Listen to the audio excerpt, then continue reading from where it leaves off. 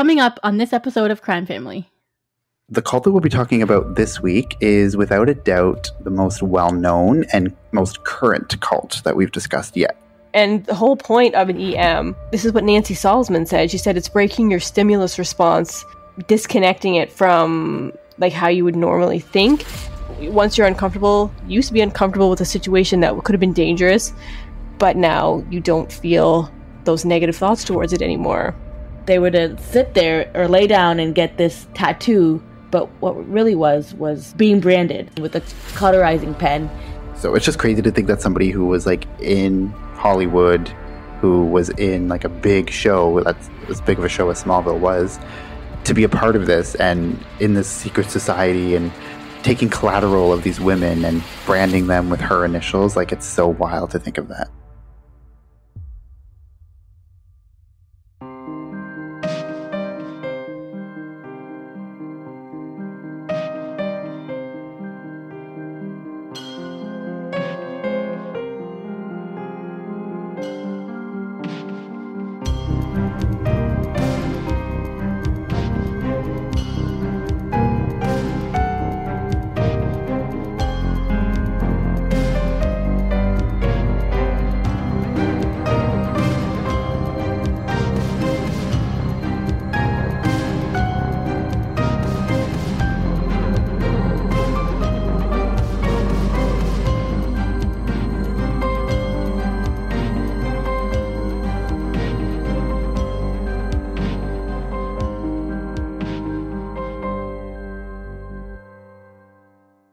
Hi everyone, welcome to Crime Family. I'm your co-host AJ, and I'm here with my two sisters, Stephanie and Katie, just like always. And this week, we are actually wrapping up our 4-part miniseries that's focused on cults. So we hope that you've enjoyed these last few episodes, us talking about specific cults and doing a deep dive into some of these most notorious or interesting cults. And the cult that we'll be talking about this week is without a doubt the most well-known and most current cult that we've discussed yet. So it's happened pretty recently, and I guess it probably is considered one of the most well-known ones now, and that is Nxivm. So while you may know quite a bit about this one already, we felt that we couldn't really do a mini-series on cults without discussing Nxivm because it is definitely a major part of the modern-day discussion on cults. There are quite a few sources out there that are focused on Nxivm already, so mainly the HBO docuseries called The Vow and the Starz docuseries called Seduced Inside the Nxivm Cult. And both of these will inform our discussion, and a lot of the information will be coming from these two major docuseries. So even though the cult is so well known, we'll still give you a bit of a rundown of kind of the major factors in the case and some of the major people that are involved. And because there are 2 multi-episode documentaries and there are full books and full podcast series just about Nxivm already, we could never cover every aspect of it in just this one episode. So it will just be a very basic overview. And in the show notes, we'll give you, sources and resources and stuff where you can go and learn more about some of these details if you're interested in knowing more, because we will be scratching the surface only. A lot of these details, there's just too much depravity and too many events that are involved to go into every one of these details. So I think it'll be interesting when you're listening that even though it's a lot more recent than the other ones we did, you'll still see a lot of those same patterns that I think all cults have and that cult leaders kind of embody. So that's interesting as well. Yeah, definitely. When I was like watching the documentaries and learning all the stuff or reading all the research, like it is so many of these common themes that we do see in every single cult that we've talked about so far, and probably every single cult that exists out there. So we might as well just start this discussion with the leader of the cult himself, and that is Keith Raniere. And I feel like it's hard to know what is actually true about Keith's upbringing and his early life. As we'll see later on, he drastically exaggerates much of his achievements, and he was pretty much a professional con artist and a master manipulator. So therefore, we don't really know if the information about his early life is 100% factual. If it came from him, like, we don't know if it can be completely verified. So with that being said, there is a great article by the CBC called The Making of Vanguard by Josh Bloch, Kathleen Goldhar, Anita Elash, and Dave Pizer. And this gives us a good picture and a look into the earlier years of Keith Raniere's life. But like I said, I mean, I'm sure some of it has been kind of corroborated with other people in his life, but things that came from Keith directly himself can't be 100% verified. So Keith was born on August 26th, 1960, and his father was in advertising and his mother was a dancer who died when Keith was only 17 years old. Keith's parents supposedly separated when Keith was 8, and after the divorce, he went to live with his mother, who he claimed was an alcoholic. And the CBC article says that Keith at some point told a former girlfriend that he, quote, became a night owl because as a teenager, he was often up late looking after his mother, end quote. So Keith boasted about the amazing achievements that he had in his formative years. He says that he was, quote, speaking in full sentences by age 1, reading by age 2, and had mastered college-level math before high school, end quote. And he also allegedly had a genius-level IQ, according to himself anyways. He went on to get college degrees in math, biology, and physics. So, I mean, don't think there's any doubt that he was, an intelligent person at the very least. I mean, he did get, degrees in these difficult or hard subjects, math, biology, and physics. So he was smart in that way. But I think a lot of what he was telling people, like, that he was speaking in full sentences by age 1. He was also claimed that he was a musical prodigy, like he was able to play like master level piano at a very young age as well. So he basically said that he was a master of everything and that he was, had a super huge IQ and was basically the smartest person in the world. One of Keith's earliest professional endeavors was the formation of Consumers Byline Inc.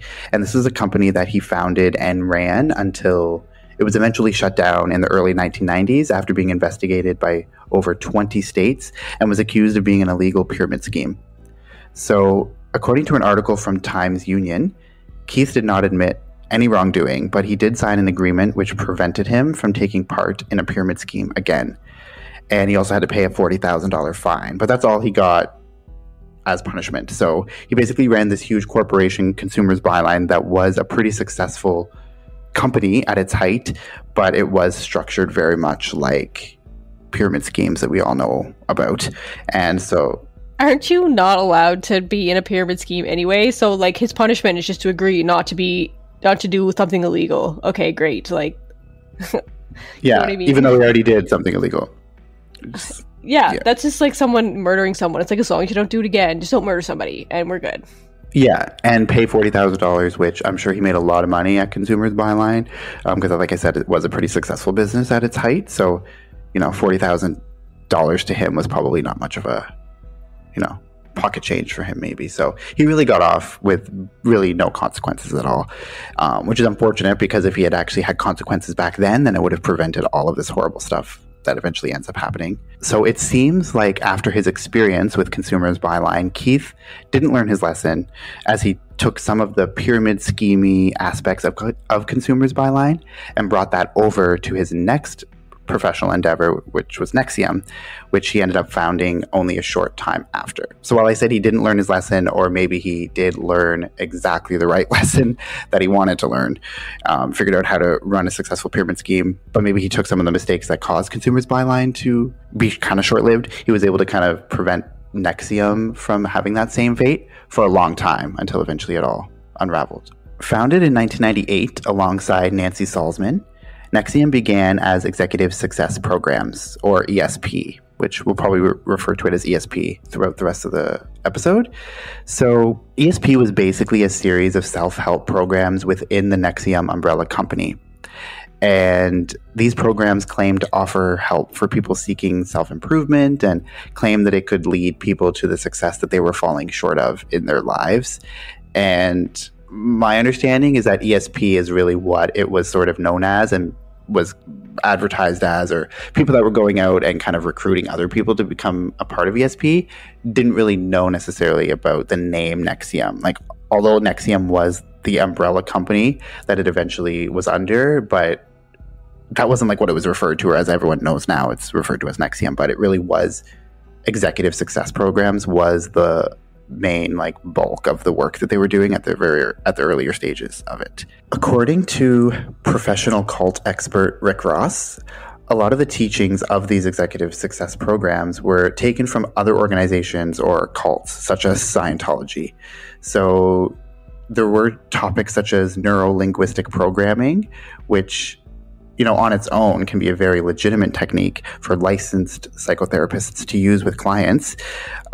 This was sort of a topic, NLP, that's called neuro-linguistic programming, but that was one thing that Nxivm took and kind of recrafted or used in their own way. So I feel like they kind of make it look a little bit bad considering what they do with it, but on its own could be something that could be very useful if it's used right.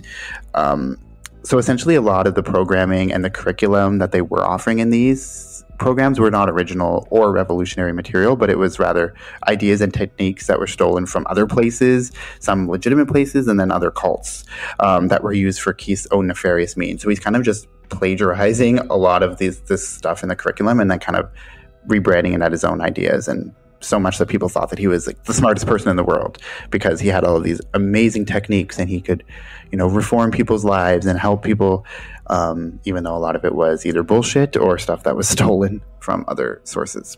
Keith Raniere himself is a classic example of a narcissist. As I mentioned earlier, he drastically exaggerated a lot of his accomplishments and thought very highly of himself. Therefore, everyone else around him did as well. So he seemed to be very good at turning on the charm and bringing people into his close circle and making them really trust him in a very short amount of time. So as we'll see a little bit later on when we discuss this case, this proved to be very successful for him at the beginning and allowed him to amass so many devoted followers. According to the CBC article, The Making of Vanguard, Barbara Boucher, who's an ex-girlfriend of Keith's, disclosed that a lot of times she would often be told by other ex-girlfriends while she was still with Keith that things like her diet and her bad mood could affect Keith because he apparently had the ability to feel other people's energies even when they're not in his presence. So therefore, if she was in a bad mood or had a bad diet, that would impede Keith's own well-being. So people were telling her this in a way to make her control the way what she was doing and every action that she had because her quote unquote bad actions, bad diet would impede Keith's ability to basically be at his top potential. It blows my mind how very manipulative he is. Even at a young age, people believing him like he's the smartest person in the world or whatever. When I first heard about Nxivm, when I was reading it a couple years ago, before we even started this podcast, when the news came out about Nxivm, we'll get into that later. But if you didn't know what Nxivm was, or if you didn't know what a cult was, those programs that Nxivm started, you would think they were legit. For me, when I was reading about it, I was like, oh yeah, those courses seem like they're self-help courses, oh, maybe they'll help people.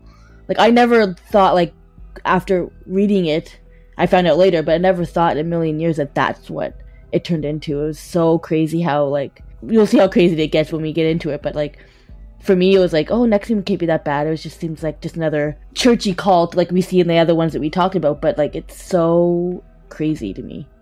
And I think too, I've watched interviews with some people who got out of the cult, specifically Sarah Edmondson, and she's the main one. But a lot of them say that, they can't necessarily say that some of the early stuff that they did or the courses they took weren't helpful because they feel if they weren't helpful, then they wouldn't have stayed as long as they were. If it didn't help them at all. So I feel a lot of them think, I think it in general, if you took a self-help program that had the right intentions that was similar to some of these, you might have a lot of success. And if you feel you're more successful and you overcome certain things that you're struggling with in your life, then, who's to say that that's not a success story? So I feel some of this, if it hadn't had all of the all the stuff behind the scenes or all the things that were going on that they didn't know about or all of the intentions that Keith really did have, then obviously, for a lot of these people, it did help them in many ways. And I think that there's also an example, too, of that one guy. I don't know if it's in The Vow or maybe it's in the other documentary, but the guy who had Tourette's and he was able to overcome his Tourette's because of these ESP programs and the neuro-linguistic programming. We can't sit here and say that that wasn't a success story for him, even though it was a part of something that ended up being bad. But you know what I mean? Going back to you talked about Sarah Edmondson. I'll get into her story a little bit later, but she was coming from Vancouver, where she wanted to was an actress and she was struggling. It's these cult leaders always know who to target. They're targeting the people who need help, or like are finding a different path in life. They're not looking for somebody who's like very successful or very, well, maybe like some of the people that we're going to talk about, like they were looking for something else in their life that was meaningful. They wanted to have a purpose in their life, so they're always targeting those type of people who want to change their life. And I just find it so fascinating that like they can just be, I don't want to say brainwashed, but they can just be like brought in, like, or whatever. And it was just like, her story was one of the like when I was reading about her, like I was just such in awe, because it was like I felt so bad for her in the beginning. I mean, I still feel bad for her now, but I felt so bad for her in the beginning, and when we get later into the episode I'll talk about her. But it was just crazy to me, like how these people can just be sucked into something that's, to them it's real, but in reality it's actually not really real at all. Also, I think, like AJ was saying, the first ESP, if you just took that and then got out, then yeah, that probably was a good thing. It was a good course. It taught you something, and maybe it did help you in your life. And I feel like they use that as kind of like every step of the way was kind of a filter. So you did that and then you left. People that were left were kind of maybe a little bit more vulnerable, wanted a bit more. The next step filtered out more people. Some people are like, nah, this is getting too weird, I'm out. People that didn't leave, the next step was like, it got weirder and weirder and like more dangerous as they kept going. And I always wonder if it was intentional from the beginning for that to happen, or if Keith kind of saw the power that he had and made it that way. I find it hard to believe that someone like Nancy Salzman was in with him at the beginning, being like, let's brainwash people to get them to be completely different people. But I feel like that's just kind of the road it went. And maybe she didn't even realize at the beginning that she was helping him do that. So I find it like interesting to see like what it was meant to be from the beginning, or if that's really what his whole plan was this whole time. Yeah, that's what I wonder too. It's so hard to determine that. I would be very interested to know if they just sort of fell into it. They realized the power that they had over these people, and then they just kept taking it a step further, a step further, a step further, as much as they could get away with, or if it was this huge, elaborate plan from the beginning. And I can't really tell what it was. But it surprises me that, like, for someone like Nancy Salzman, who had, like, a successful career and stuff like that, like, that she stuck with it, even if it even got weirder. Or maybe she just didn't realize, or she didn't understand what was happening at the time and just kept going with it. But I don't know, for me, it's really hard for me to believe that she... I mean, I'll get into a little bit later sort of the hierarchy there, but she was basically as high up as Keith without being Keith himself. So she was, throughout the whole thing, his right-hand person. And so I would find it hard to believe that she wouldn't know everything, or wouldn't at least be involved in some sort of... She's just as guilty as Keith is in many ways. Maybe less so for certain things, but, you know, she was there with him every step of the way. Yeah, it's crazy to me that somebody like Keith can be just so manipulative and so powerful that he can have this hold over this group of people. And like Katie said too, a lot of people, like there are stories too where, you know, we'll get into a little bit, like India Oxenberg is one of the main people who was kind of in it, but her mother talks about how she like attended some of the early ESP courses with India. They kind of did it together, but she kind of saw through Keith, or saw him for what he was. So like it was sort of a filter, like people who kind of caught on to his BS early on sort of would take the ESP course, maybe get something out of it, maybe not, and then just leave, versus the ones, yeah, by the time you get through all the steps before it, it's like you are willing to do anything, because if you were going to back out, you would have backed out very early on. So that filter thing is actually a pretty accurate depiction, I feel. So with the thing with his ex-girlfriend Barbara, like how her diet and her bad mood would affect Keith. So it was just kind of an example of the type of aura that Keith had, and sort of the attitudes of the people who thought so highly of him as well. So they thought that he had the potential to save the world. So anything that would sort of impede that had to be sort of stopped. So they would tell Barbara that like she had to be on a certain diet or she couldn't have these mood swings or anything like that. So to them, Keith was the vanguard. He was an all-knowing master who was extremely smart and had ideas that could save the world. So like I said, things that would impede this was unwanted, and anything that would nourish that potential was encouraged.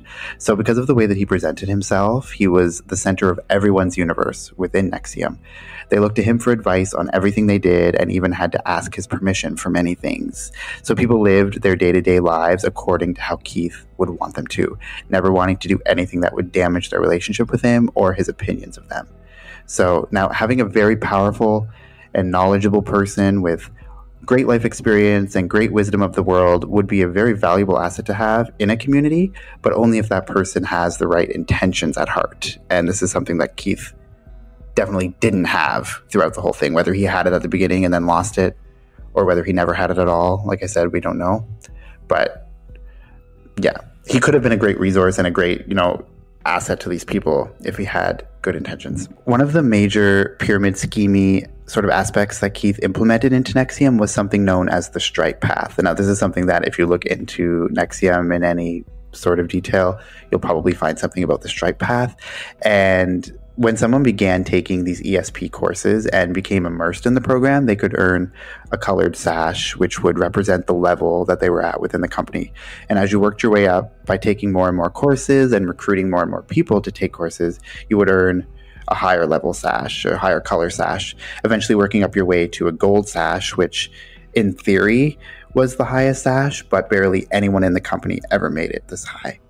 So according to Frank Parlato, he was a member of Nxivm who eventually left and then helped to expose the cult afterwards, broke down sort of the different steps of the stripe path, and he wrote about it on his blog, and it's documented on artvoice.com. So I'm going to just kind of run through sort of the different sort of stages of the stripe path just to get you a general idea of what people were working towards and how it kind of, the structure of it worked. So the white sash was the entry sash. So this was for people who just joined the company and paid to take a training. So as soon as you paid to take your first ESP course and you attended the training, you were given a white sash. And then the next step up was the yellow sash. And this was when you were a coach. So basically these people worked for the organization for free to bring people into the group, and you kind of would become the coach for the people who you would recruit into the company. So just basically still entry level, but just the next step up. You've taken a couple trainings, you know a little bit more, and you've recruited someone into the program. And then the next step up after that was the orange sash, and this was the proctor level. And this is the first stage in the stripe path where people could start earning a salary for their work in the company, although it was a very small salary compared to what you were paying to take the course.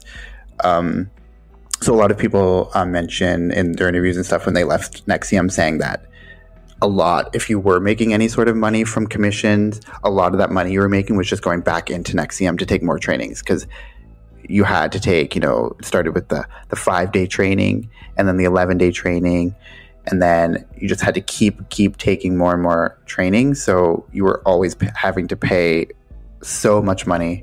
So basically you weren't really earning or taking away much money, you were just putting all of it back into Nxivm, basically. And then there's the green sash, and this is considered a senior proctor.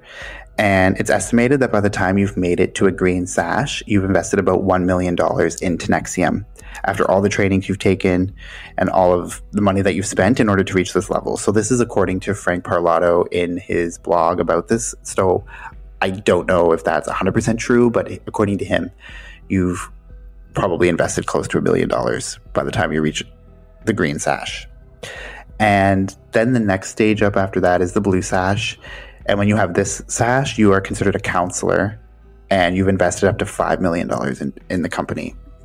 And I think in the blog post that Frank writes, there's only like one person who ever had a blue sash. And then there's the purple sash, which is the senior counselor. And according to Frank Parlato, only a few people have ever made it to this stage as well. All of the people who made it to the purple sash stage all of them were women, and all of them were girlfriends of Keith Raniere. And then the next stage up after that was the gold sash. Like I said before, the gold sash was the highest level that you can reach. It's the top of the top, basically. And Nancy Salzman, she's the co-founder of Nxivm. She was also called Prefect by everyone in ESP or in Nxivm. They had to refer to her as Prefect. She was the sole gold sash in the entire history of Nxivm.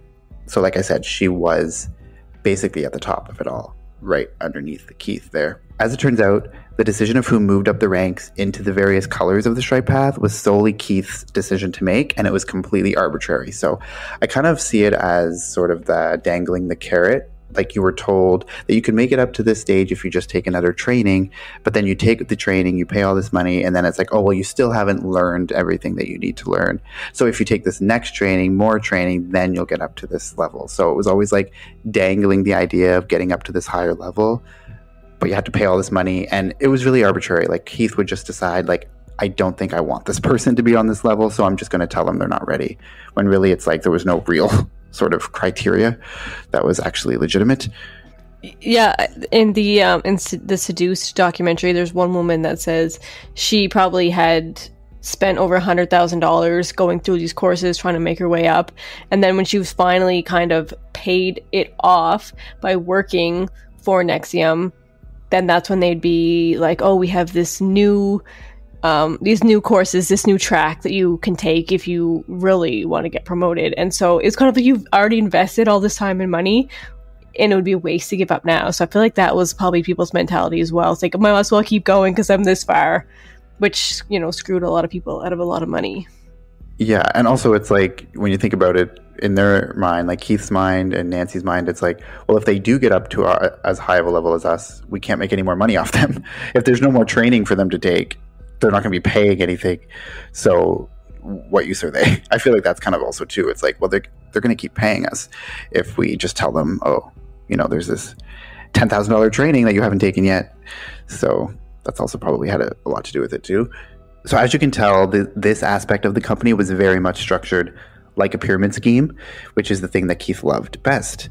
And like I said earlier, ESP was very much promoted as these self-help courses to improve people's lives. And like we've seen in other cults, like because these people were kind of going through these intense trainings and this intensive sort of courses, that a lot of them were treated like group therapy sessions. A lot of them, they were like these intense, like 16-hour days of group therapy, and people were telling their deepest secrets and like feeling like they were overcoming these huge hurdles in their lives. So it kind of really bonded a lot of these people together early on. You're kind of going through this great thing together. So it did really form, you know, this tight-knit little community of people very early on. And, you know, it came with lavish week-long celebrations every summer for Keith's birthday. This was known as V-Week. And V-Week was like the culmination of everyone's hard work throughout the year. And the purpose of this event was basically to thank Keith for creating Nxivm and helping them vastly improve their lives. And when you think about it, if creating an annual week-long celebration for your own birthday, where people bow down to you, sing for you, and thank you endlessly, if that isn't the epitome of narcissism, then I don't know what is. And everyone had to call him Vanguard. Like, that's how they would refer to him. And that's why it was called V-Week, because he was a vanguard. So that kind of gives you sort of an idea of Keith, who he sort of was, and kind of what the foundation of Nxivm was, like why people joined it and why they thought it could be a good thing for them. Going back to Sarah Edmonston, she was one of the women in Nxivm to kind of, after she left, to kind of out Nxivm and expose them for what they really were, and she was in the vow.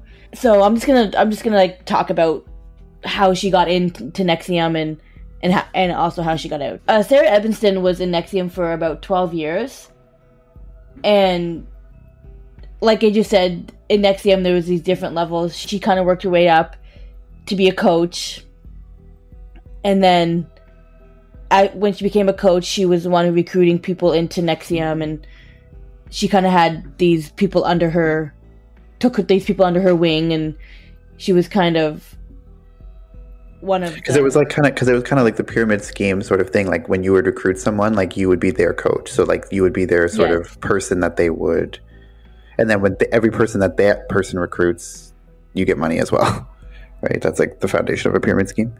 Yes, and so her goal was to eventually make money, because I don't know if AJ, if you mentioned this, but like a lot of these courses were like really expensive, and a lot of people were going into debt. As the more courses they took, the more money they would have to pay. So you work your way up as quick as you can so you could get to the top level and be paid.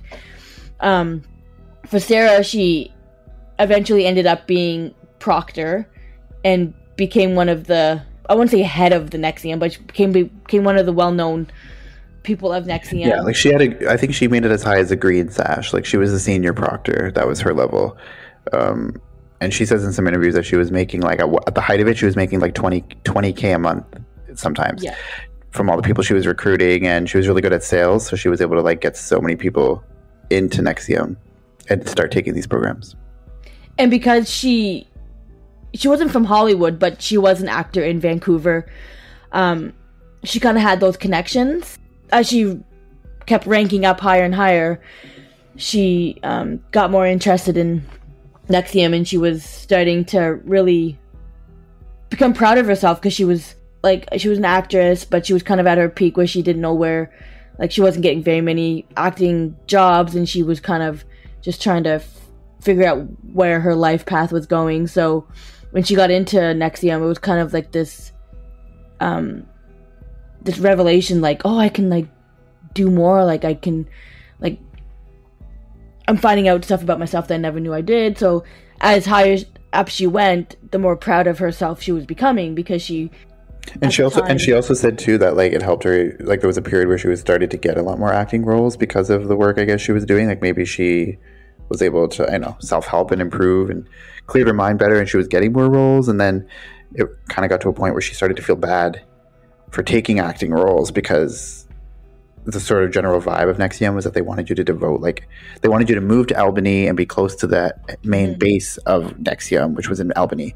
And if you didn't do that, then you were kind of seen at, like, they were always trying to get you to do that. Or if you were acting, maybe your focus was split and they didn't want that, which is maybe why Allison Mack didn't really do much acting after she was in Smallville. So, yeah. So Sarah eventually ended up meeting her husband in Nxivm, and he goes by the name Nippy, and he was part of Nxivm. So they ended up meeting and got married. Sarah really leaned on one of her good friends that she met in Nxivm, and that was Lauren Salzman, who was the daughter of Nancy Salzman. Lauren and Sarah really hit it off and became like super, super close, and Lauren was already in Nxivm for a few years before Sarah was, so she could help Sarah be the better person that she wanted to be, and Sarah really looked up to her. And this is how Sarah got into the program called DOS. Yeah, so it's DOS, which means Dominus Obsequious Sororium, which translates to Master Slave Sorority. Lauren was a big influence on Sarah for getting Sarah into DOS, and Lauren kind of made it sound like it was a great thing that she needed to get into, and that it was all women, and that it was just something that Lauren really.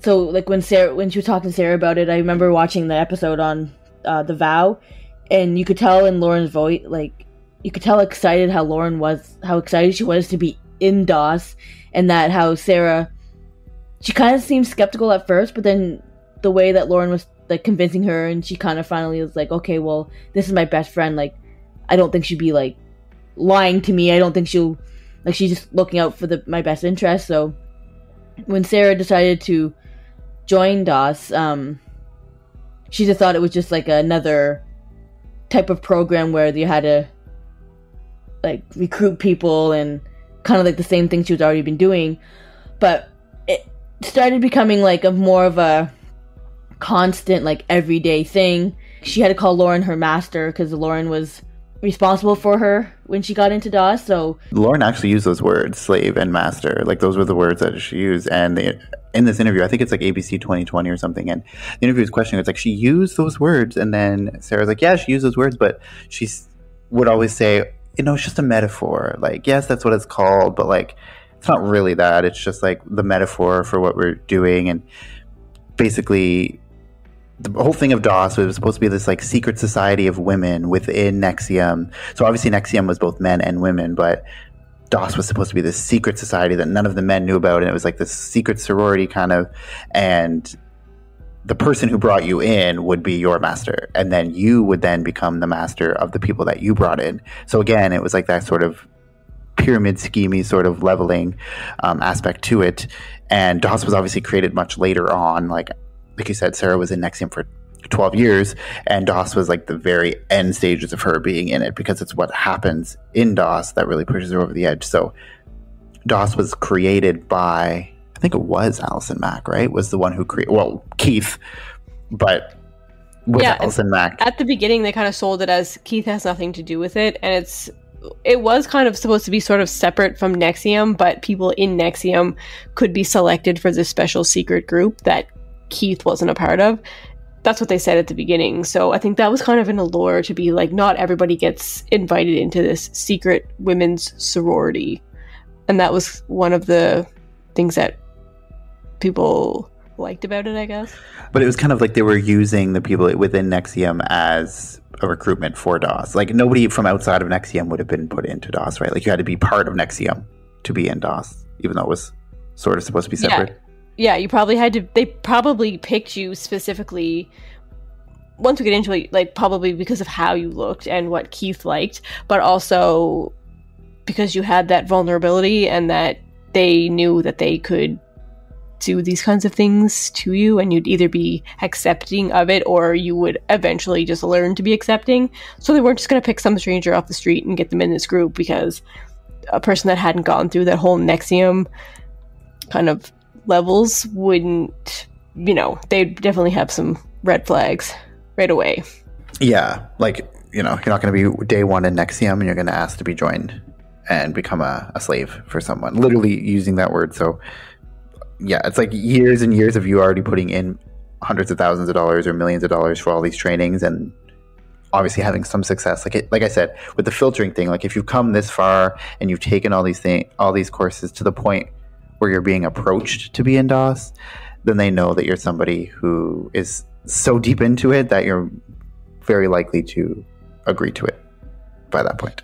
I guess one of the main things about DOS was, like we were saying, the master-slave thing, but it was also made for the women to kind of feel very uncomfortable in the situation that they were put in, but to do it anyway to overcome your fears or overcome that uncomfort. And so that's how you grow as a person. So that was kind of their mantra, I guess, to get people to do these things that they wouldn't normally feel comfortable doing. But that was because, that was a big thing of Nxivm. Part of the courses that they were taking, one of the major aspects of it was, I guess in simpler terms, saying you have a fight or flight response, but in a way they were sort of training that out of you. And it's well, if you're in a situation that's uncomfortable and you want to flee, then we have to do work. That must be a reflection of you. There's something that's blocking you from wanting to take part in this. So let's explore that. What's causing this? And then kind of training you to ignore the fight or flight response, which was perfect training for DOS. Yeah, exactly. They called them EMs, which was an exploration of meaning. And so if you had a negative thought about something, they would be, oh, well, go get an EM on that. And it would basically be, and the whole point of an EM, this is what Nancy Salzman said. She said it's breaking your stimulus response and disconnecting it from how you would normally think. And so you see a bad situation, get an EM, and you'll no longer have that negative feeling towards that situation anymore. And so that issue will be gone, and then eventually you'll forget that you even had an issue with that thing. So it was very much breaking down, that fight or flight. So once you're uncomfortable, you used to be uncomfortable with a situation that could have been dangerous, but now you don't feel those negative thoughts towards it anymore. And that's exactly what they were doing. Yeah, which is so crazy to think that they're able to do that. And I guess that's makes it make sense, right? When it's years of training that out of you, then all of a sudden, you're approached to be part of DOS, and you hear those words of master and slave, and then your initial reaction is to be what? No. And then they're probably going to say, well, go get an EM, and then you'll work that out, and then come back to us, because there's obviously something within yourself that's causing you to have this negative reaction. Because this is like a great thing. So if you're reacting negatively to it, then there's something you need to work on. Yeah, and I think this is where when they first begin the program and you get an EM, because some people at the very beginning, the very first like 5-day course, you could get an EM on something and people would have these breakthroughs, but it probably would be something where in real life, everyday life, that is something that you'd want to overcome. Like say, oh, I have social anxiety about going and meeting new people. Well, let's talk about that. You'll get over that. So that's something like, oh, this is actually super great. Now I don't have social anxiety anymore. But then you take it further where it's like, let's take a naked picture of you and send it to Keith. I don't like that, but I'll get an EM, and now it doesn't seem so weird. And that was exactly the kind of thing that they were doing. And like that exact example was happening. So, I mean, they were just breaking you down one EM at a time.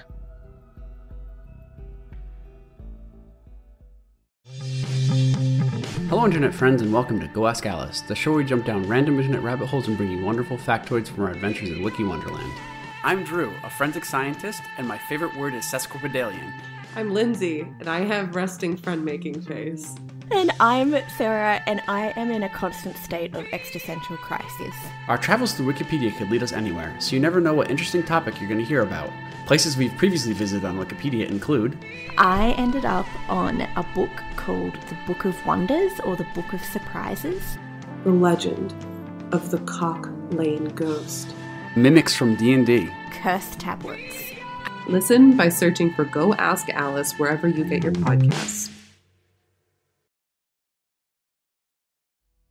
And like I think like for Sarah, like since she looked up to Lauren, she thought it was okay because Lauren's in it. It must be like a good thing, and so to be in DOS, the secret society thing, you had to give collateral, and collateral could be anything like that's worth your life. So I'd say like Kate, like a naked picture of yourself, or for Sarah, she didn't really have anything that she really wanted to like, she didn't have anything bad about her life at that time that she wanted to give up. So she just started shit talking her husband, and there was like an example she gives in an interview where, actually I can't remember if it was Sarah herself or she's talking about it, but it's where if they didn't have anything negative to say, then it would be like, we'll make up a huge lie or a secret, like write a letter, a confession letter to your family about something awful that you did, even if it's not true. And then that's going to ensure that you don't tell anyone about DOS, or you don't leave DOS, because then we'll release that confession to your family that you've written. Or Sarah says that Lauren even asked her to get the deed of her house signed over to Lauren as collateral. So basically, once you're in DOS and you sign this over to me, if you leave DOS, I'm going to take your house, basically. Sarah said she didn't actually end up doing that, but that was one like sort of option that Lauren had asked. Oh, I was just going to say the collateral, it gives me Jim Jones flashbacks, right? Because he made his members do that too, where if they were going to leave, well, you've signed this incriminating thing that we will release. So it's, along the same lines. And like I said, yeah, any normal person like us who's not been in a cult, who hasn't been in Nxivm for 12 years, is saying, of course, like, I'm not going to do that. It's ridiculous. But like I said, if you've had 12 years thousands of hours worth of training to say that we have good intentions, we're saving the world, everything that you think, if you're having a negative reaction to something that's bad, you have to overcome it, and then you'll be over it and you'll reach your full potential. Like, if that's all you're being told for 12 years, then, she said that she did have obviously reservations when she's hearing all this, but she still did it because that's kind of the way that she was trained for 12 years. So it would be hard, I feel like, you not to do it. Yeah, and like I was saying before, you go through all these levels and you're just trying to get farther up. And this was kind of presented as, this is how you're going to get there, because this is going to give you the ultimate empowerment. And so if you do want to keep working your way up, then this is the course that you have to take. And was convincing for a lot of people. And it was very much after they would give them the collateral or give them these secrets, that's when they would introduce the slave master kind of thing. So they're already in it, then they hear about it, and then it's like, well, I've already, committed to this, so here we go, kind of thing. And that's the thing too, like when you think of it just on a logical level, it's like if this is really something good and we are saving the world or we're all going to be better versions of ourselves, why do you need that collateral piece? Like, why is it that they need something horrible from you first? Because, like, you know what I mean? Like, normally that's a red flag of like, well, what we're going to do to you is so terrible that you're going to want to expose us. But now because we have this collateral, you can't. Or you feel you can't. So it's like, just on a logical level, also, it's like, if they're asking for collateral, there's obviously a reason why they know that you would want to leave. Well, yeah, and it's taking that self-help thing to the extreme, because I know some self-help things, it'll be, you have to write down all the reasons why. Say you want to give up drinking or something. Well, what are the reasons why? And they list 20 reasons. And so every time that you're going to think about drinking, think about those reasons. And that's kind of like collateral, but in a positive sense. It's like, I'm going to stop like ruining my body for all of these reasons. But they took it the other way. Whereas if you don't do this, then we're going to ruin you in another way. So it was very kind of supposed to be motivating, but they twisted it to be blackmail. It just straight up blackmail. Yeah, and not only did they want you to give you up collateral, they also, in the program, in DOS itself, you had to count your calories. You had to only eat a certain amount of calories a day. You had to follow all these rules. You had to do like this really, really rigid schedule of things you had to do, like get up at 5 a.m., go to the gym, go to the do courses or whatever. So it was very like, you'd get sleep deprived and you'd like starving yourself. And it's kind of like, well, any cult really, like you have strict rules that you have to follow in order to stay in the thing. And it wasn't only that, it was also too that they were told, we can message you at any time and we're going to text you saying, are you awake, or are you, whatever, and you have to respond within a certain amount of time. So, they could, your master, like quote unquote master, could text you at 5 a.m. and you would have to respond by 5:03. And if you didn't respond by 5:03, then you're going to be punished severely. So it was like keeping you always on alert. You always had to basically be on call 24 hours a day. And even if they didn't have a task for you, like they could just text you and then you would respond and they'd say, okay, thank you. Like that was it. So it's like constant being on top of you, controlling your every move, basically, along with all the other stuff that you mentioned, Steph. Yeah, and that was one of the tactics, like Steph was saying, they had to count their calories, and when it came down to it, it was kind of chalked up to, because that's kind of what Keith preferred in women, was really thin women. And when we start talking about India Oxenberg, who was in even kind of deeper than Sarah in a way, she says that she was told she had to go down to 106 pounds, and she said she hadn't been 106 pounds since she was like 12 years old. And so when she didn't reach that goal, she was punished. She had to move to Albany for 30 days as a punishment, kind of. And then once she finally did lose all that weight, she was losing her hair. She could see that her just not healthy. And so, but she did it because that was one of her tasks that she had to do. And it was basically just because Keith liked that kind of thing. So that was part of their routine, was keeping them hungry, keeping them exhausted and tired and busy, so that really all they could think about was that, like how hungry they were, how much they had to do. So they didn't really have time to think about what was actually happening to them. And that was one of the kind of the tactics that they used as well to control them. So for Sarah, one of the things that was part of DOS was like, it's kind of like a sorority, like that's in the name itself. So you know how in sororities you have initiation night. Well, for DOS, initiation, so Sarah describes it as she was blindfolded, taken from her house, put into this van and taken to a secret location. I'm using air quotes, secret location. And once she got there and she took the blindfold off, she actually realized looked like Allison Mack's house, is what she described it as in her interview. And when she got there, they were told that they were going to be getting tattoos of kind of like a brand, but like a tattoo. And they were kind of describing it, how it was going to look like, and it was going to be like, I forget what she described it as.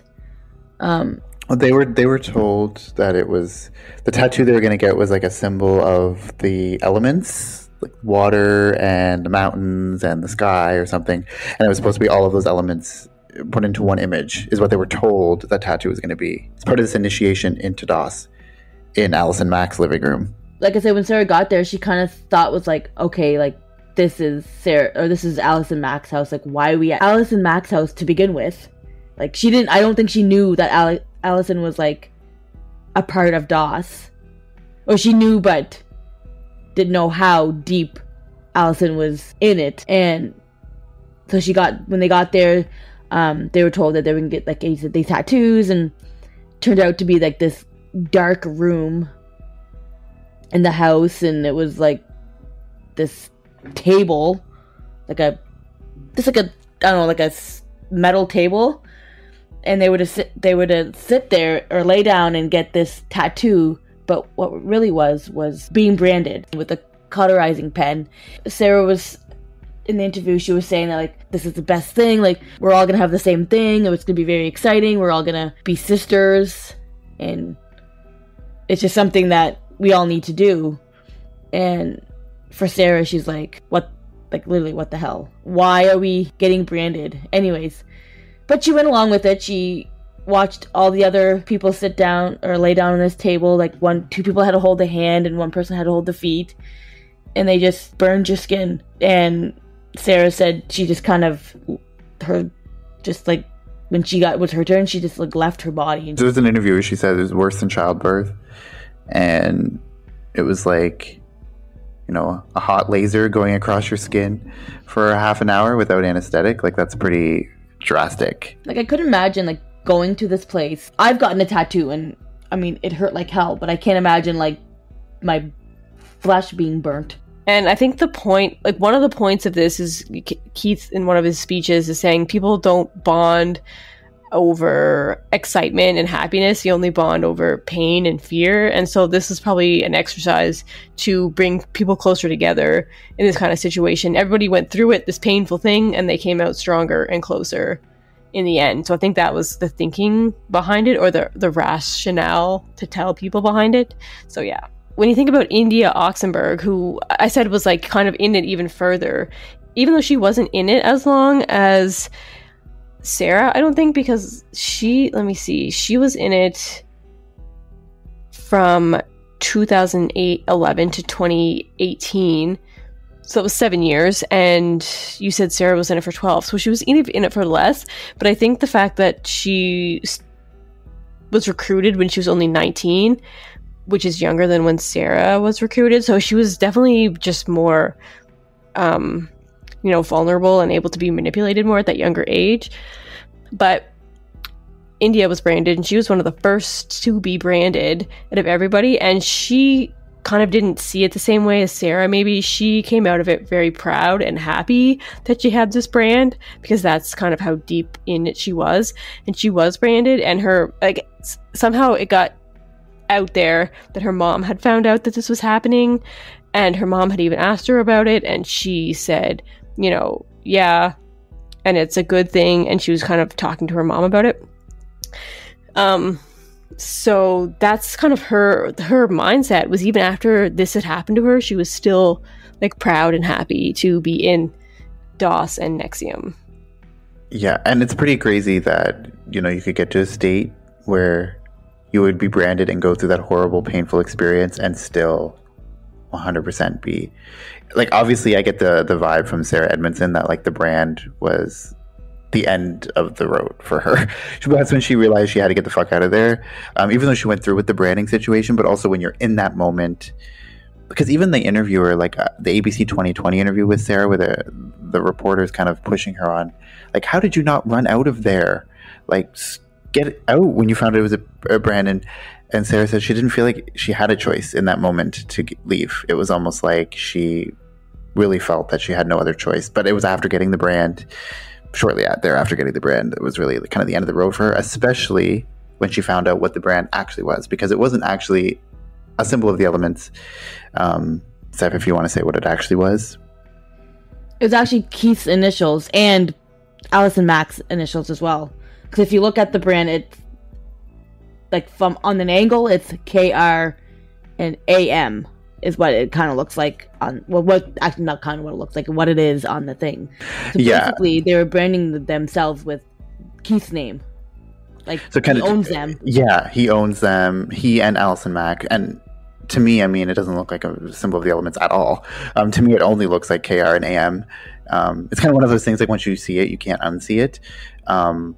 Also, I feel like in interviews with Sarah and other people, they said that they really had no idea at the very beginning of DOS, obviously, that Keith was at the top of DOS, because it was supposed to be this sort of secret sorority that was run by women. And so even if Allison Mack was at the top, they thought maybe Allison Mack was the top, but it was really just all the inner workings of Keith Raniere, and he knew exactly what was going on. He knew who was in it. He knew what was happening. And I mean, they have his initials on their bodies now. So, I mean, I don't know if that's ever been definitively proved that was 100% what it was. Do we know that for sure? Yeah. So when I first watched The Vow, I was kind of not convinced that, because they said that they're pretty sure Keith was involved. It was his initials, and it was probably his idea. And then, but at the end of that, like, they really don't have proof, and they just think that it probably was him. But when you watch Seduced, there's actual footage, like audio footage of Keith talking about DOS and the master slave, and even the branding, even his initials, and kind of make it look like the elements. So the whole thing is planned out. So yeah, it definitely was Keith, and it was supposed to be his initials, and all of that was planned out by Keith, even though they said it wasn't. I guess saying Keith wasn't a part of it was supposed to make people, I don't know, trust it more, which is kind of weird, or maybe just that they were kind of branching off to their own thing. But one of like India's assignments that she got from Allison was she had to seduce Keith, and Keith was supposed to be like celibate, like, oh, he doesn't have sex, he's like a monk kind of thing, is what he portrayed himself as.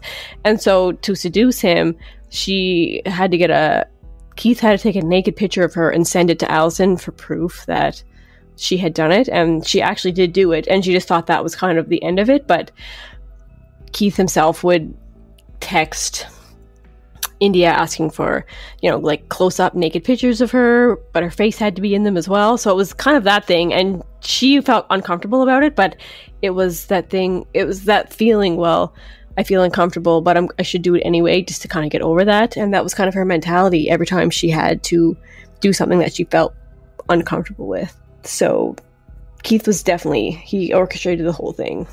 It's not a self-help group. What kind of woman's movement, self-help movement or group is headed by a man?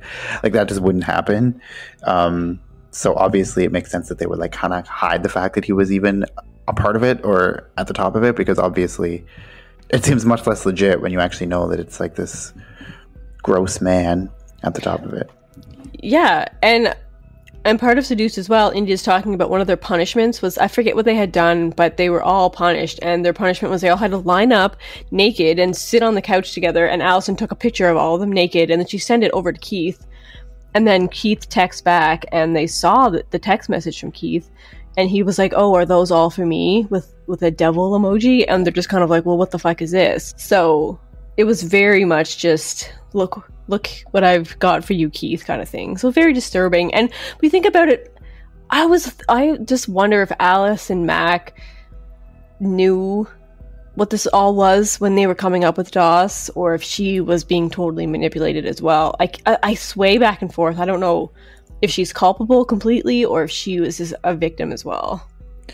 I really don't know. I feel like she is culpable, or I mean, I feel like she is a victim in many ways, because she was so under his wing, and I just think, I don't know, she got so far into it that maybe she turned a little bit evil towards the end there. But I feel like obviously at the beginning of it, she was very much in it because she thought it was a good thing, and it was just him that was manipulating her. But I mean, I feel like we haven't explained it in full, but I'm sure if you know this case, you know. But Allison Mack was an actress. She was on the show Smallville for like 10 years. She played Chloe on that show. So if you're a fan of Smallville, you definitely know about this case. But I was saying, if for some reason you don't know, Allison Mack was an actress who was in that. She was also in Honey, We Shrunk Ourselves.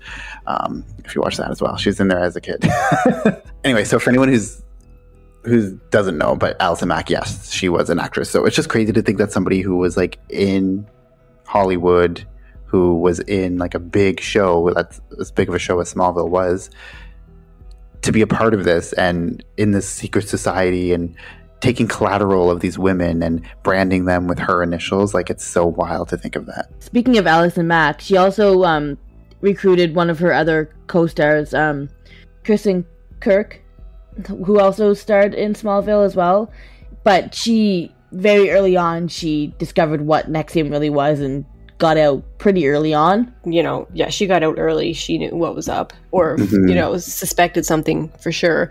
But I think that is part of the allure for a lot of the people, because we kind of touched on this before, but some of the high caliber people that were in Nxivm, in Seduce, they mentioned people like Jennifer Aniston took some of the ESP courses, or she took like the course, and obviously she didn't stay in it, she left, but there was a lot of like celebrities that were in there taking courses, and that was something that they used to promote it.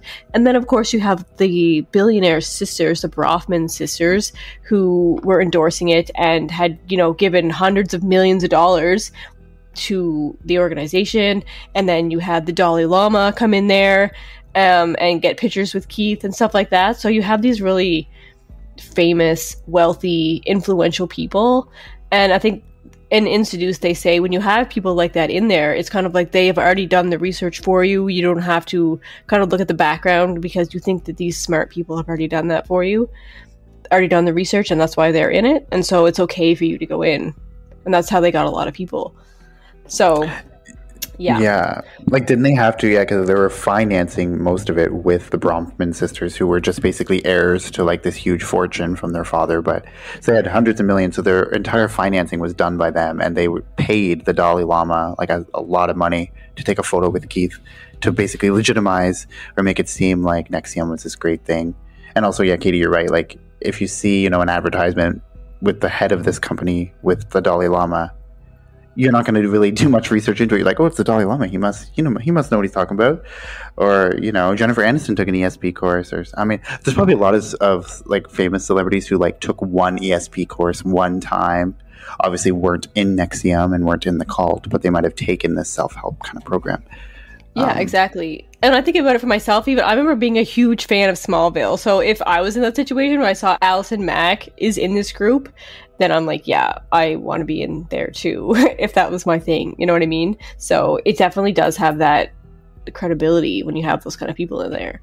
I don't think it's mentioned in either The Vow or Seduced, but there was an early like news article that I saw that said that Allison Mack had even tweeted at Kelly Clarkson and Emma Watson in an attempt to recruit them. Like, she sent them messages saying, oh, I hear you're a fan of Smallville. Well, I'm a huge fan of you, and I'm a part of this women's movement that I think you'd really be into. So send me a message and we can like start, you know, a very clear recruitment attempt. Obviously, Emma Watson or Kelly Clarkson did not respond, but it's just crazy that it's like those were the kind of people that they were going after, like these very powerful, like successful people. I think that's really dangerous to try and recruit someone like Emma Watson, because she's such a feminist and like women's rights, and the second she got a whiff of what was happening, you know, she would have been pissed. So that was kind of a not a smart ballsy thing, maybe. Yeah, it was. Maybe she wasn't thinking about that, but or maybe she was and was like, if we can manipulate her and she's such a feminist, then we'll definitely have more credibility.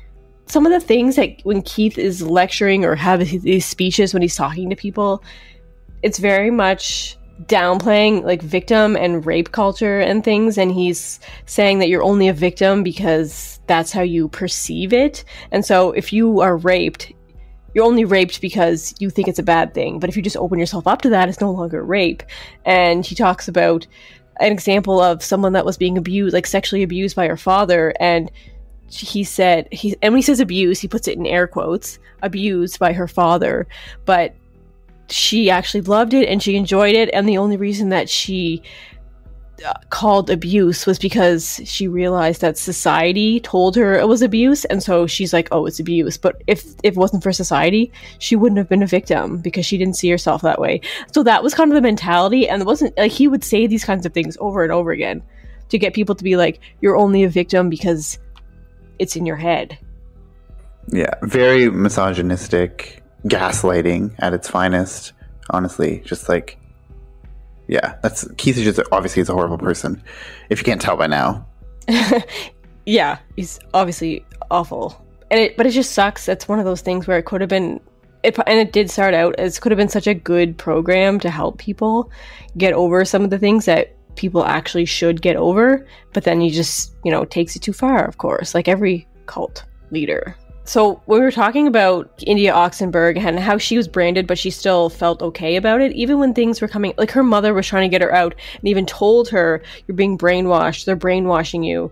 And she was, saying, no, I'm not, you don't know what you're talking about. And she talks in this interview, when she talks about it in Seduced, she says that just how very, not believing she was of her mom and the outside world and all these things. When they came out about Keith, she still didn't believe them.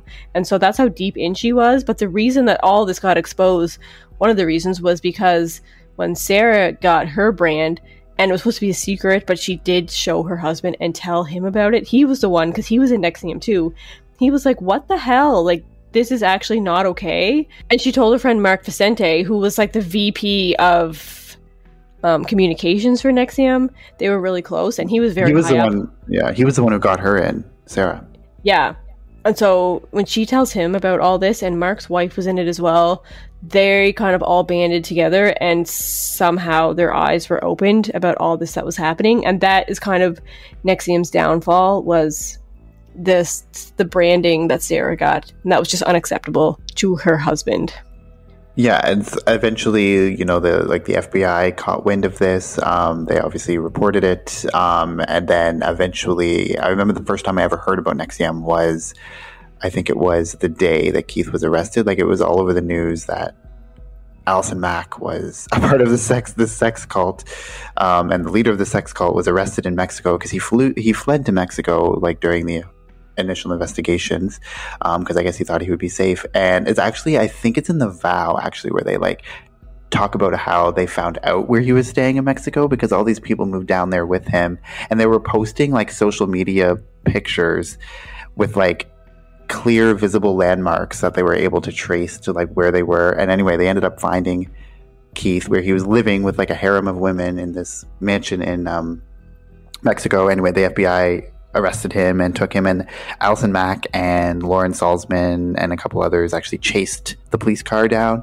when they took Keith, which is embarrassing to say the least. That's cringy. That's actually, I think the first news article I ever read and heard about Nxivm was that Allison Mack was chasing a police car with the leader of the sex cult. I was like, what sort of tabloid is that? I thought it was like fake, but yeah, it's actually true what happened. And so Keith was eventually indicted and arrested, as was Nancy Salzman and Lauren Salzman and Allison Mack. They were kind of, the four of them were really the top people, right? You would say, like, those four are really the big, and the Bronfman sisters too, who were kind of financing the whole thing. But they ended up getting indicted by the FBI, and they all went to trial. Keith Raniere was found guilty of racketeering, conspiracy, sex trafficking, attempted sex trafficking, conspiracy, forced labor conspiracy, and wire fraud conspiracy. And he was actually sentenced to 120 years in prison. Allison Mack pleaded guilty to racketeering and racketeering conspiracy, and she was sentenced to 3 years in prison. Claire Brofman pleaded guilty to conspiracy to conceal and harbor an undocumented immigrant for financial gain and fraudulent use of identification. Was that even related to Nxivm, or was that something else personal? Like, who is she harboring? What the hell? Yeah, what the hell? There's a story there somewhere. Yeah. It says convicted for an Nxivm sex scandal, so I'm assuming. Anyway, she was sentenced to 81 months in prison. Lauren Salzman. Was that maybe, I think it's in The Vow, or maybe Seduced, where like Keith was holding that woman hostage in her bedroom for like... Oh, I was going to bring that up. Yeah, another crazy thing that kind of shows the mind control that Keith had over these people was, I don't remember if it was like a punishment or it was something like a lesson that this woman had to learn, and they called her Danielle. I'm not even sure if that was her real name. Anyway, she was told that she had to go in this room, in this house, a bedroom, until she could think about what she did or, you know, kind of reflect on whatever. She fucking stayed in that room for 2 years, and she wasn't locked in. She could have walked out at any time. They would kind of like deliver her food at the door, and she would just pick it up and eat it in her room. And she was in there for 2 years on her own, like her own free will, in quotes, because she wasn't locked in, and just because she didn't feel like she deserved that she should get out yet. So that's messed up. So crazy. It's so crazy. It just goes to show you, like, the mind control that he had over these people. Like, these people are willingly doing this because of what he says. Yeah. That's unbelievable. Yeah. So maybe Claire Bronfman involved in that? Is that why she's getting a harboring? What is that? Harboring someone? Was that the charge? Conspiracy to conceal and harbor an undocumented immigrant for financial gain. Oh, so maybe that's not related to that.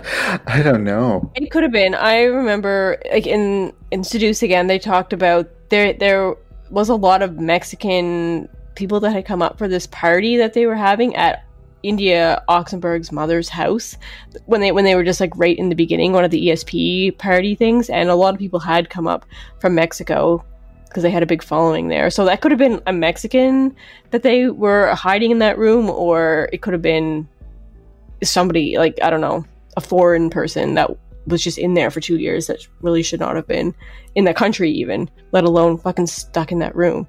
Yeah. So some shady shit, basically. Yeah. Yeah, then Lauren Salzman was pleaded guilty to racketeering and racketeering conspiracy, and she was sentenced to 5 years of probation. Nancy Salzman pleaded guilty to racketeering conspiracy, and she was sentenced to 42 months in prison. And there's another person here, and I don't know who she is.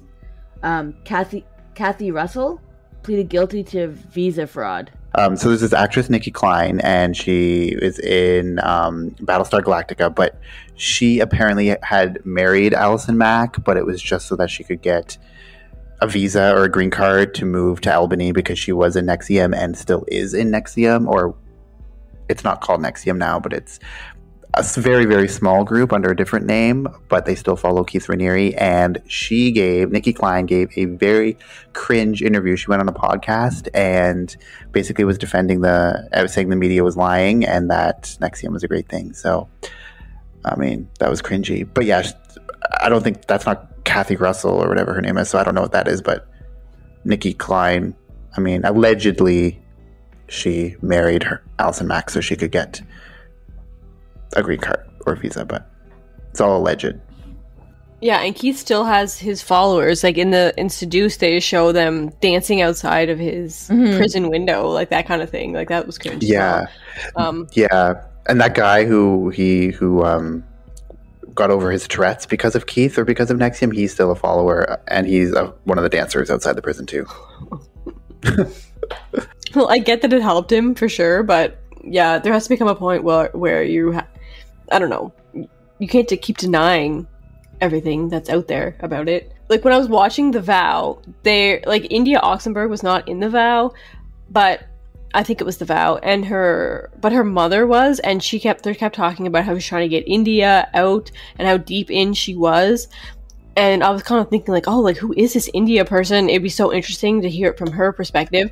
And then Seduced is from like India's perspective, her story in it, and that was super interesting. And now she finally realized, you know, what she did wrong, and she didn't get charged with anything because she was the one that had given like a flash drive over to the police with a bunch of conversations that Keith had about a lot of stuff that he was charged for. So that was her. But anyway, and so it was super interesting to hear her side, but now I want to hear Allison Mack's side. And does she still side with Keith? Does she think she was brainwashed? Was she compliant the whole time? Like, I really want to hear her side of the story now. I wonder if she'll ever come out with that. Sarah Edmondson and her husband, Nippy, they have a podcast called A Little Bit Culty. So they do talk a lot about this. And I believe on that podcast they say that they've heard that Alison Mack has woken up, that she's not on Keith's side anymore. She's realized what she was involved in. So, I mean, that's good. That's all obviously, we haven't heard anything from Alison Mack directly, but that's kind of what I've heard by listening to that podcast. So hopefully that's true. And that was like early on in the podcast. So I haven't like listened to every episode, but that's as far as I know. But I hope that's true, that she's kind of realized. If she has realized, and she'll come out with there'll be another documentary about it from her perspective, which would be super interesting. Yeah, I'm very intrigued because there's a lot of actually YouTube videos still on YouTube of when she was in Nxivm, and like she's interviewing Keith in like a promotional video for Nxivm, and it's so crazy to see. You can tell how enamored with him she is, like the way she looks at him, the way she talks to him, like she's like looking. It's really crazy to watch, especially in retrospect. Oh yeah, I know. I always think about that when I think about like how deep in she was, and in Seduced when they show some of the V Week and the performance, and she's like singing and just like the emotion coming out of her and like staring at Keith, and she just wants his approval. You can just see how deep in she was and how much she thought of Keith, you know, like how much respect and love even she had for him. So it was kind of crazy. After Keith was convicted, a federal lawsuit was filed in New York accusing Raniere and 14 associates. So this would be Nancy, Claire, Sarah, Lauren, Allison, Kathy Russell, and there's Nikki Klein, and there's a few others in there, like the Danielle Roberts. They're all there's a federal lawsuit of them for conducting illegal psychological experiments on members of the company and abusing them physically, emotionally, and financially. Those are some other lawsuits that were filed. And also, in September of 2020, a judge of the United States District Court for the Eastern District of New York sentenced Brofman to 6 years and 9 months in federal prison. And her attorney promised to appeal, calling the sentence an abomination. Oh yeah, and her bail was set at like $100 million, which is the highest bail ever in American history. Oh my God, really? I didn't know that. Yeah. While Raniere is incarcerated, he still maintains his leadership role over Nxivm, and he regularly communicates with his followers by phone. Oh, and Keith is like gross. Like you look at him and he looks awkward, and if he kisses everybody on the lips. If I was there and was like close enough to him to have to do that, like I would just feel gross about it. You know what I mean? Like he looks gross for one thing, just the way he talks. Sleazy. And his narcissism is even grosser. Yeah, and then he just gives everyone a big old smooch on the lips every time he sees them. Like it's just, I remember watching The Vow, and they were doing like the volleyball game that they would stay up to like fucking 6 a.m. in the morning or whatever, and like just him with his fucking headband on and his stupid short shorts. I know, he looks like a fucking idiot. Like, he thinks he's so loser cool and smart. And I'm just like, oh, you're so stupid. Just the way he carries himself, he thinks he is like the ruler of everything, and it's so dumb. Still, now that he's in prison, he still thinks he can manipulate people. Well, no. Well, they think he was wrongfully convicted, and that's what their stance is. But also in like the latest developments, so there's a Rolling Stone article from 4 days ago, and it says that Keith Raniere is trying to appeal his conviction. He's in the process of appealing it, which, I mean, there's not a chance in hell, I wouldn't say, but he's going to try. Yes, but even if he gets one overturned, all of those convictions I don't think are going to get overturned. So he's going to definitely be in jail for a while. There's no way they're all going to be overturned. Yeah, I mean, you know, if he's successful in overturning one conviction, okay, so instead of being in prison for 120 years, he's just in prison for 100 years. So. Yeah, so have fun getting out. So basically, overall, it was horrific. I mean, as you can tell from the details, it's horrific. There's still so much involved in this cult. Like I said, it went on for decades, and there's so much involved. Like, we didn't even, go into many different aspects. Like, there was another woman who allegedly committed suicide, but then they think that it might have been not suicide, and she was killed by somebody within Nxivm or something. Allegedly, there's some articles. Her name was Kristen Snyder, and they do mention her in the Seduced documentary. So if you do want to know more information about this cult, then we're going to be putting some in the show notes, we'll have some links to documentaries and some news articles and stuff. So definitely take a look in the show notes to read more, because like I said, there's definitely way more than we even mentioned, because, you know, just when you think it can't get crazier, it does. Yeah, definitely. It's a crazy one. And to think that it wasn't that long ago that this cult came about. We heard about it because it was recently in the news, which most cults these days aren't in the news because they're like super old. But this one just happened to be, which was funny because I learned about this cult before we even started the podcast. Oh yeah. I remember us talking about it. But I didn't hear about it until all the shit went down and they were getting arrested. And I remember Lisa was like, "Did you hear Alex Max getting arrested for being in a cult?" And I was like, "What the hell?" And that's kind of where I looked into it. Yeah, because she probably saw the same article I did of, you know, Alison Mack chases after a car. That's literally the first article I saw. It was crazy. Chasing after the police car in Mexico. It's like, okay. Yeah, Alison Mack chasing after a police car in Mexico that held the leader of a sex cult, which she was involved in. Like, what? Please, I need to read more. Like, what is going on? Yeah, so that's like a crazy thing. Yeah. Lisa's our other sister, by the way, if you didn't know. But the rogue sister. Yeah, the rogue sister who didn't want to be on the show. Or whatever. She's not on the podcast. So, did anyone have any like final thoughts or anything else before we wrap it up? I just want to say, like, when I first, like, most of these cults, when I first started doing doing research for it, I didn't know how deep Nxivm was and how sleazy it was. Yeah, and I also think it's maybe important again to like reiterate some of the warning signs or the red flags, because there are still cults today, and you or someone you know could be in a cult. So I think some of the warning signs are when the group is like isolating them from their family and friends, when that's kind of like their only priority is this group. If they're, I don't know, they have like a sudden change in appearance or personality, that could be a red flag as well. Especially, of course, if there's this almighty leader that they are bowing down to in a way, or someone that they see as superior, those are definitely red flags. Those are just off the top of my head. Yeah, and a lot of these cults, like everyone we've mentioned, and most cults do have the same sort of set of red flags.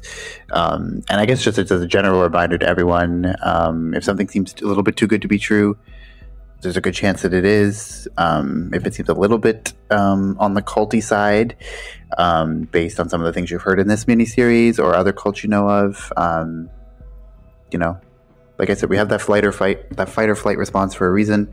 We have our intuition for a reason. So definitely listen to that if something seems a little bit off. So that about does it for our cult miniseries. It's been interesting to take a look at these 4 cults and talk about them in depth. So we hope that you've enjoyed. We hope you've enjoyed the miniseries, and hope you've learned maybe a little bit of something about one of these cults you didn't know about, or just learned some things to be weary of when it comes to cults. But yeah. So one thing I just wanted to mention that I forgot about. Another thing is even. You think it can't happen to you, but of course we hear this like it can happen to you. And one good example is in Nxivm. This one of the members who was in for almost 10 years actually grew up in the Children of God cult. She escaped that, got out of that, and then she found herself in Nxivm somehow, and she's like, I can't believe I got myself into another cult. So even her having that background and being like probably hyper aware of the situation was still able to be sucked in. So you just never know, and you always have to keep your mind open about that kind of thing. Yeah. So, and also we'll just we'll say the name of the documentaries again. So you can watch The Vow, which is on HBO. Definitely check that out. And then you can watch Seduced Inside the Nxivm Cult, which was a Starz documentary or docuseries. So definitely find that on the streaming apps. And yeah, definitely watch them because they are very eye-opening and crazy. You can find us on all the social medias as always. We're on Instagram at Crime Family Podcast. We're on Twitter at Crime Family Pod 1, and we are on Facebook at Crime Family Podcast. You can always send us an email as well. We're crimefamilypodcast@gmail.com. Send us those case suggestions, because we're always really interested to know what cases you guys want us to cover, and we might discover a really great one based on a suggestion. So definitely do that if you have a good case for us. You can also visit our website at crimefamilypodcast.ca. You can listen to all of our episodes on the website. There's also transcripts there, and there is a link to our merch store, which is coming at some point soon. So it's not a link to the merch store, but a page for the upcoming merch store. So it is coming. It's in a work in progress. Okay. So thank you guys for listening. We hope you've enjoyed the miniseries, and we'll be back next week with a new episode. So until then, take care. Bye. Bye. Bye.